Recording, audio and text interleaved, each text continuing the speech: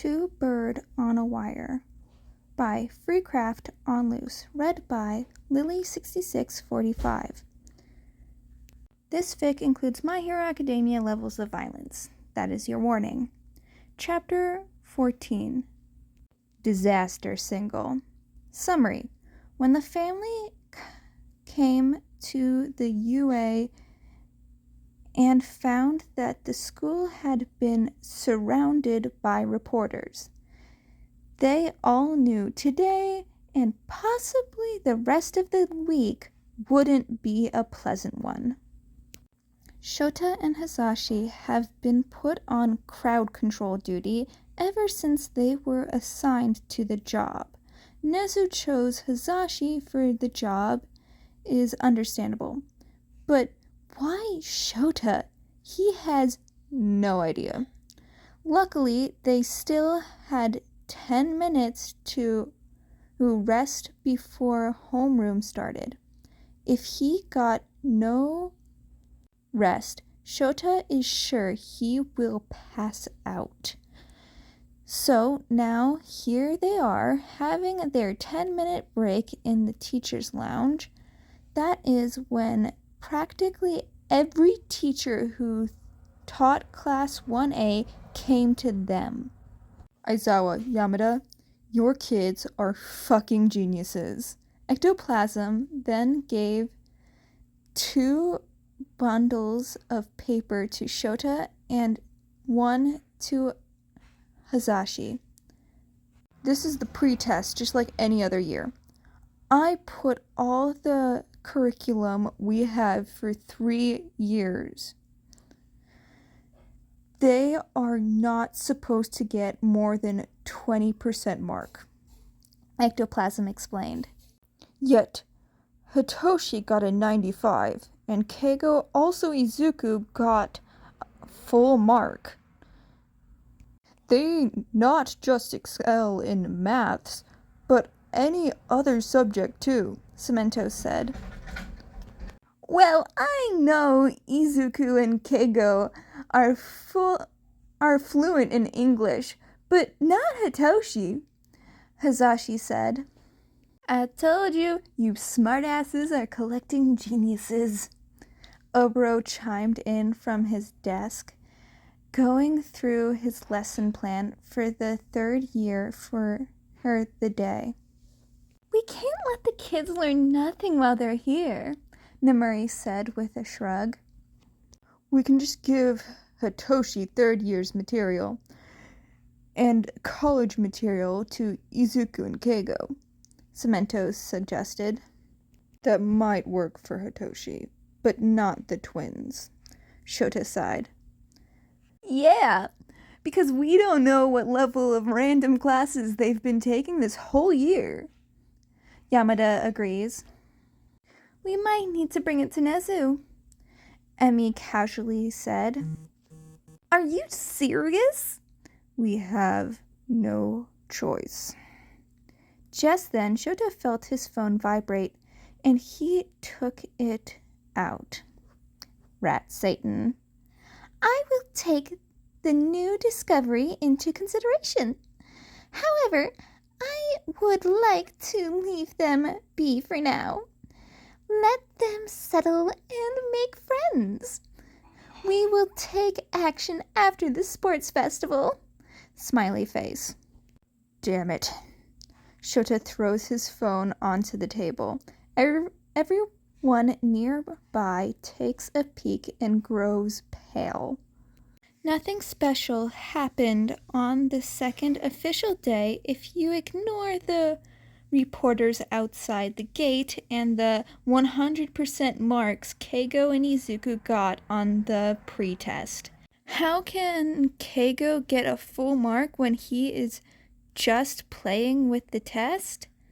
And he knows very well that Izuku has also been doing the same. So now, sitting in the cafeteria, they can't escape Katsuki's questioning. How the fuck can you get a full mark on a pre-test? You get above 90 in all of them? Katsuki asked, pointing at their faces accusingly. Well, I did ease 4 years worth of study in 1 year, so... Hitoshi said with a shrug. We've been studying since we've got bored for years, Izuku said, placing his head on the table. Then why are you here? Prohibition, Keiko casually said, earning a smack from Izuku. What? Kachan shouted. Yeah, remember when we told you we'd lived on this street before Shota took us in? Izuku started and Kachan nodded. We have been forced into some illegal businesses, Izuku explained sheepishly. We got sold into an underground fighting ring, Keigo said, earning another smack. Kachan can just blink at them in disbelief. Yeah, we basically just waited to get our official license, Izuku said. But I still got a lot to learn, Hitoshi said with a smirk. They stopped the conversation at that, giving Kachan time to process the revelation. Their moment of silence doesn't last long because suddenly the alarm goes off and every student rushes to get out of the school building. It's a level 3 alarm. We're supposed to seek shelter, not go out. It's a break-in, Keiko frantically said, practically screaming. Kachan! Izuku passed his phone after he managed to connect it with the school sound system. Everyone stay calm and seek shelter. It was a break-in. Don't go out of the building. Kachan screamed to Izuku's phone using his commanding voice. Everyone seemed to freeze for a second before beginning to move back into the cafeteria or any other room that happens to be close to them. They closed the door, and Keigo, Izuku, and some other third-year students assume guard. Going back inside before calling the cops to the reporter who dared to break in, Shota looked for his students, and all of them are in the cafeteria. Bakugo has initiated lockdown, but Shota knows better. It was Keigo and Izuku's work. None of them liked to be in public in any kind of way. Great job in staying safe. Everything is fine now. It's just the reporters. You all can go back to your class. You have 10 minutes. With that, everyone in the cafeteria begins to scramble and get out of the room. Shota strolls closer to where his class huddled up together. You okay, problem children? Shota asked with a bored tone. Hagakure-chan and I got pushed off a couple of times before Izuku pulls us to hide here, Ashio said. Shota can see some bruises on her arms and legs, so Shota nodded. Go to recovery, girl. Take all the time you need. Anyone else who also gets injured, go along with them. The rest go back to class. Izuku, Keigo, stay here for a second.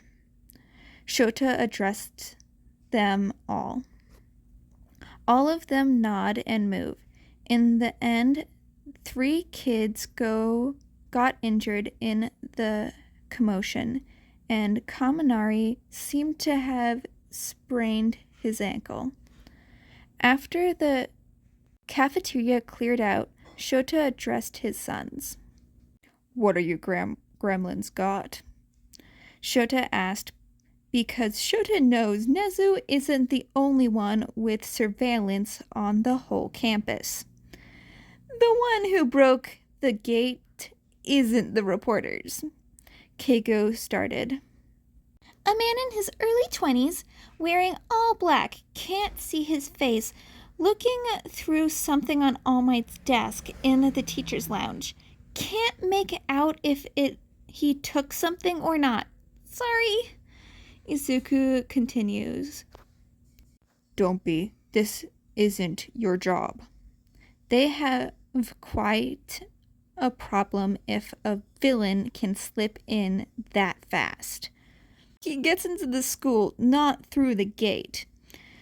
Keiko said. Wait, what? He's using some sort of warp gate quirk to get in. Isn't really sure if it is his or someone else's. Izuku explains. Shota sighs. They are in a much bigger problem than he initially thought. All right, problem twins. Let's go. I'll give you and your classmates the pass.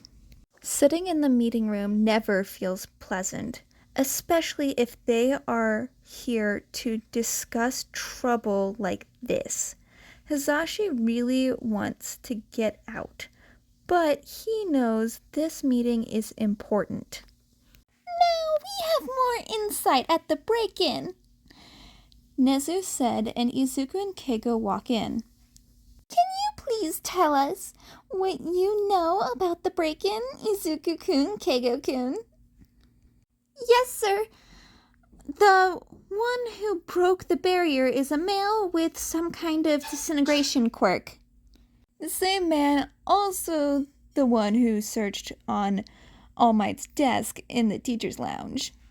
He gets in while everything is still in chaos and gets out when everything quiets down, using some kind of warp gate teleportation quirk? A few of the staff let out a low growl. Are you suggesting that the man has two quirks? Khan asked. No, our running theory so far is it's a 3-person teamwork. Hizashi raises an eyebrow at Izuku's statement. 3-person, not 2? Hizashi found himself asking.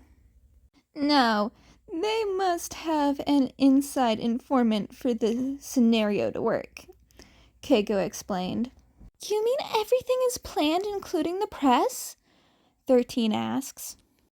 Yes, because the fact about All Might and Loud Cloud teaching here is a secret that only people from the HPSC who recommended All Might here and everyone who is considered UA people know it, Izuku explained. How can Izuku know HPSC forced Nezu to accept All Might as a teacher?